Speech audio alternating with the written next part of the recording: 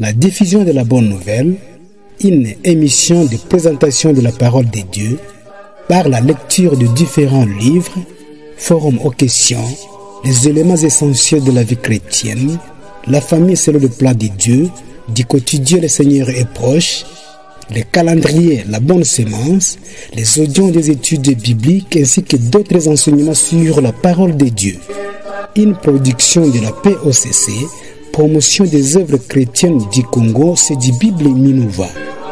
Contact plus 243 97 50 33 991.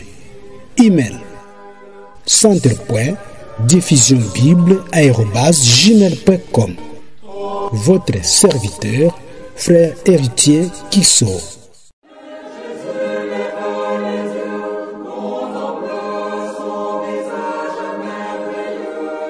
Le CDBIB Minova est situé à Minova, centre commercial, bâtiment Underground, chez Herma Chirihambali, sur la route nationale numéro 2, vers Bukavu.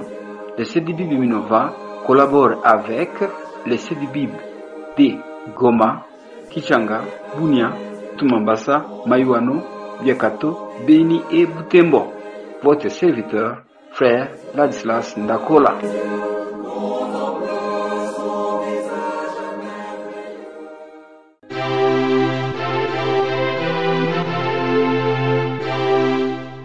Suivez votre émission, la diffusion de la bonne nouvelle, tous les jours pour bénéficier de ces enseignements qu'elle vous présente à travers ces messages d'appel et aussi d'édification. Votre serviteur, frère Gilbert Bando.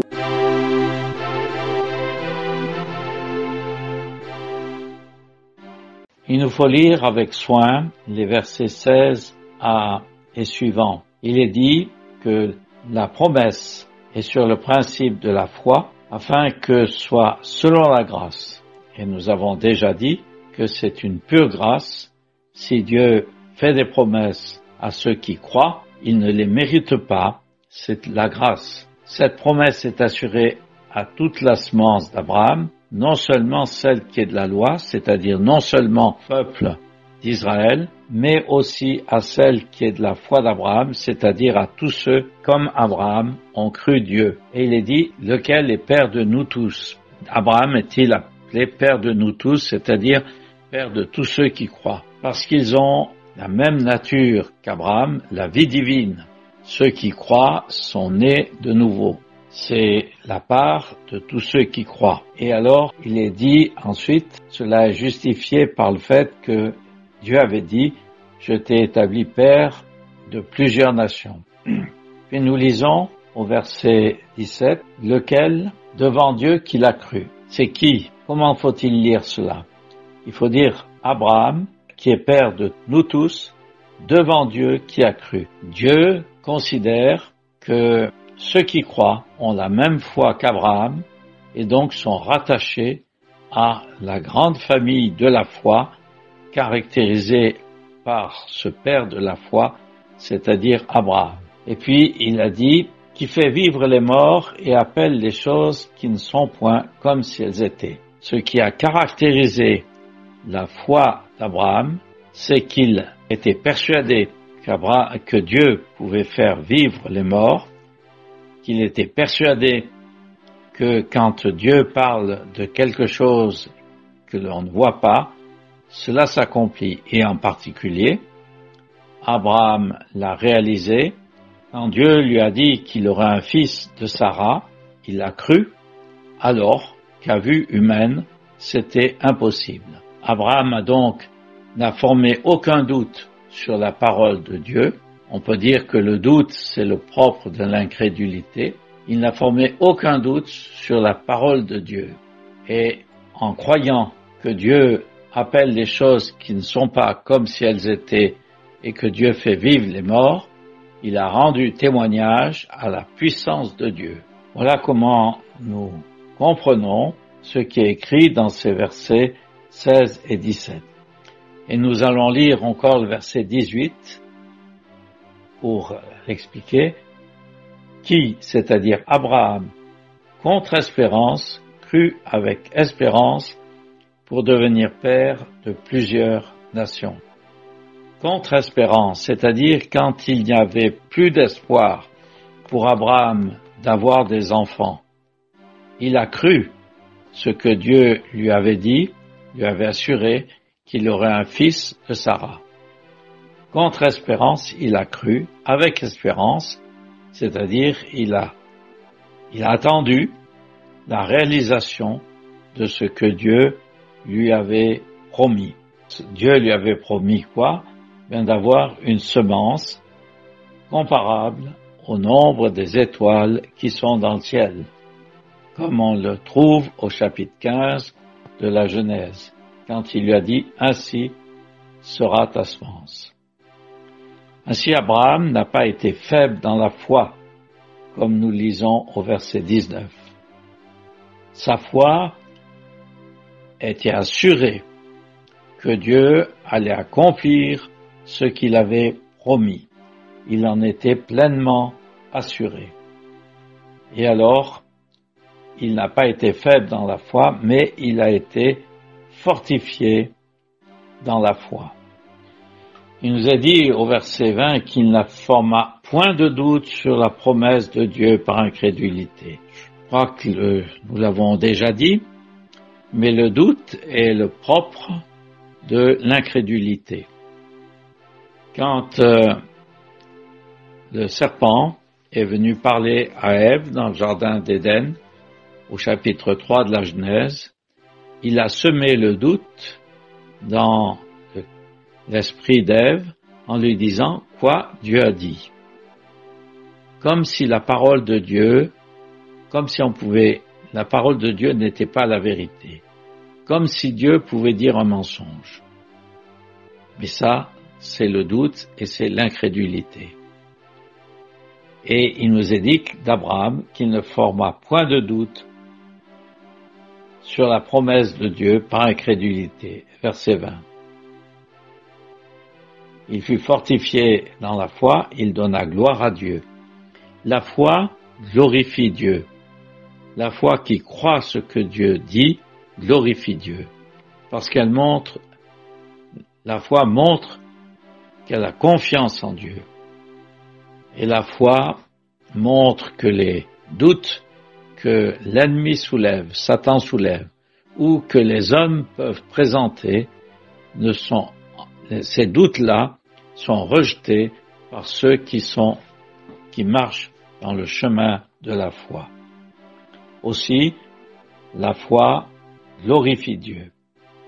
Et il nous est dit que Abraham était persuadé que ce que Dieu avait promis, il est puissant pour l'accomplir. Voilà ce qu'est la foi. Abraham a été persuadé que ce que Dieu lui avait promis, il l'accomplirait. Et cela lui a été compté à justice. On remarque que ce n'est pas au chapitre 12 de la Genèse qu'il a été dit que Dieu a compté à justice la foi d'Abraham, mais c'est au chapitre 15, quand Dieu lui a montré les étoiles des cieux, en lui disant « Compte les étoiles si tu peux les compter », et il lui dit « Ainsi sera ta semence ». Et il nous est dit qu'Abraham crut Dieu. Il n'avait pas d'enfant de Sarah. Il a cru Dieu, malgré bien que cela paraisse impossible pour lui d'avoir une telle semence, une telle descendance. Et cela lui a été compté à justice, et cette foi a glorifié Dieu. Alors ce n'est pas pour Abraham seul que cela lui a été compté à justice. Mais nous aussi, si nous croyons Dieu, eh bien, nous serons déclarés justes devant Dieu. C'est ce que nous lisons au verset 23. Ce n'est pas pour lui seul qu'il a été écrit que cela lui a été compté, mais aussi pour nous, à qui il sera compté.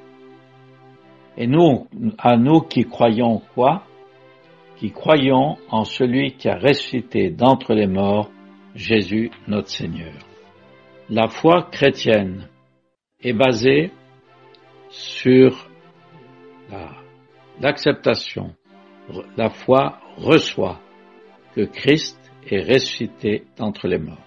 Quand on lit l'Évangile selon Matthieu, au chapitre 28, après que le Seigneur ait été ressuscité et que le tombeau a été vu vide, les principaux des Juifs ont dit aux gardiens, « Dites, ces disciples sont venus de nuit et l'ont dérobé pendant que nous dormions. » Ça aurait pu être quelque chose de possible. Mais c'était un mensonge. C'était un mensonge. Et dans le monde, on a fait circuler ce mensonge, que le Seigneur n'était pas ressuscité, mais que son corps a été enlevé du tombeau, du sépulcre où il avait été déposé. Mais les croyants croient que Jésus est ressuscité d'entre les morts. Bien des hommes mettent en doute cette résurrection. On en a un exemple dans le livre des Actes au chapitre 17.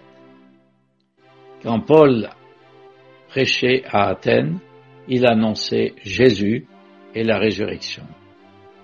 Et nous voyons à la fin du chapitre 17 des Actes que quand les hommes entendirent parler de la résurrection des morts, les uns s'en sont moqués. D'autres disaient, nous t'entendrons encore sur ce sujet une autre fois. Et même maintenant, certains disent qu'il n'y a pas de résurrection des morts. Déjà, la chose se disait du temps de l'apôtre Paul, comme l'apôtre Paul le rapporte dans la première épître aux Corinthiens, au chapitre 15. Certains disent qu'il n'y a pas de résurrection des morts.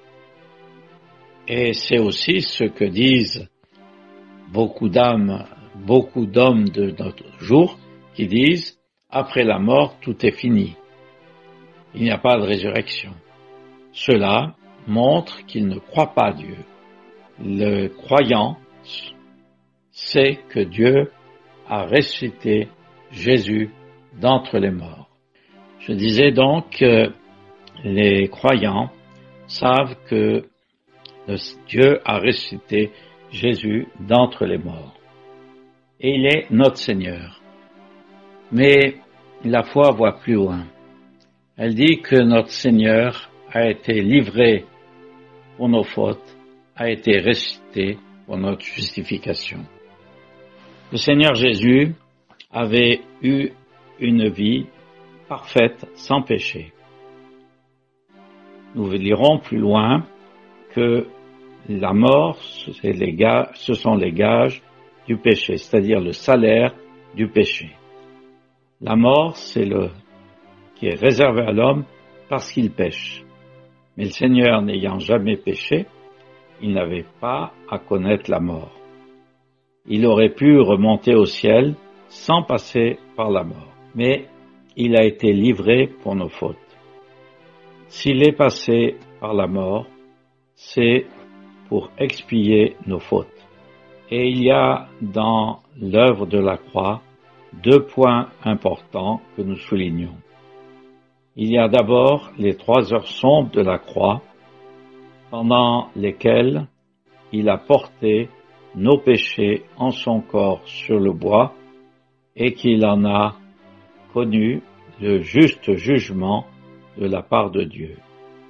C'est à cause de nos péchés qu'il a rencontré la colère de Dieu que nous aurions dû mériter. Et puis, il y a un autre point. Après avoir rencontré la colère de Dieu, le Seigneur Jésus est entré dans la mort. Ce n'est pas l'homme qui l'a mis à mort. Ce n'est pas les souffrances de la croix qui ont entraîné la mort du Seigneur. C'est lui qui a dit, à la fin des 3 heures, c'est accompli, qui a baissé sa tête et qui a remis son esprit. Père, entre tes mains, je remets mon esprit. Il est entré volontairement dans la mort.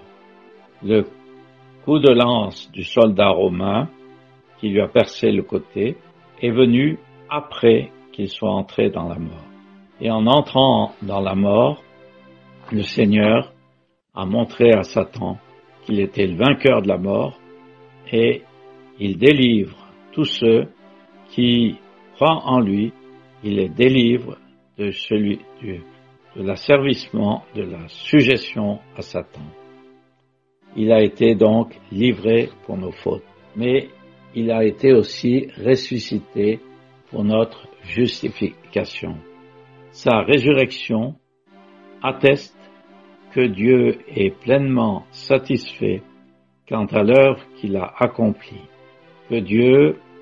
la dette de nos péchés a été payée et que Dieu ne la redemandera pas. Sa résurrection est la preuve que la question de nos péchés est entièrement réglée. C'est ce que nous allons voir au début du chapitre 5 comme conclusion de ces chapitres précédents. Nous sommes justifiés gratuitement sur le principe de la foi.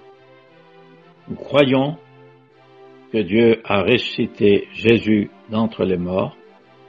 Nous croyons qu'il a été livré pour nos fautes. Nous croyons qu'il est ressuscité pour notre justification. Sa résurrection atteste que Dieu est pleinement satisfait. Sa justice est satisfaite. Plus rien ne pèse sur nous.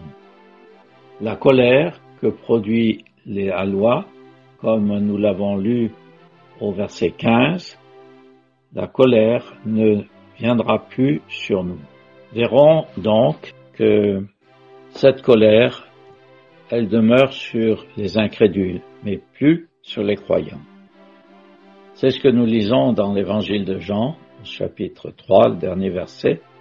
Celui qui croit a la vie éternelle, mais qui désobéit au Fils, qui ne croit pas, la colère de Dieu demeure sur lui.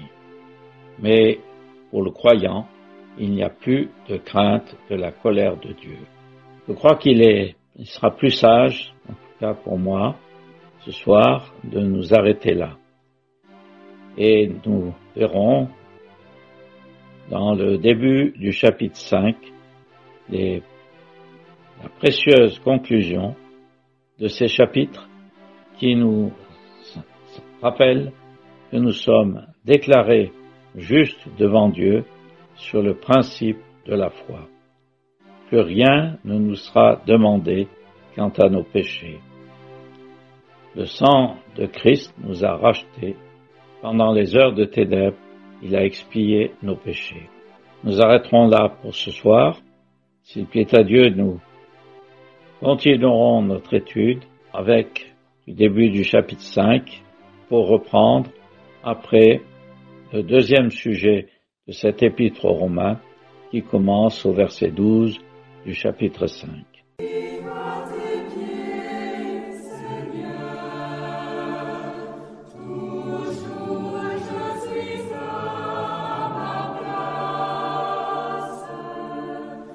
C'était la diffusion de la Bonne Nouvelle, une émission produite par la POCC, promotion des œuvres chrétiennes du Congo, c'est du Bible Minova. Contact +243 97 50 33 991. Email centre.diffusionbible@gmail.com.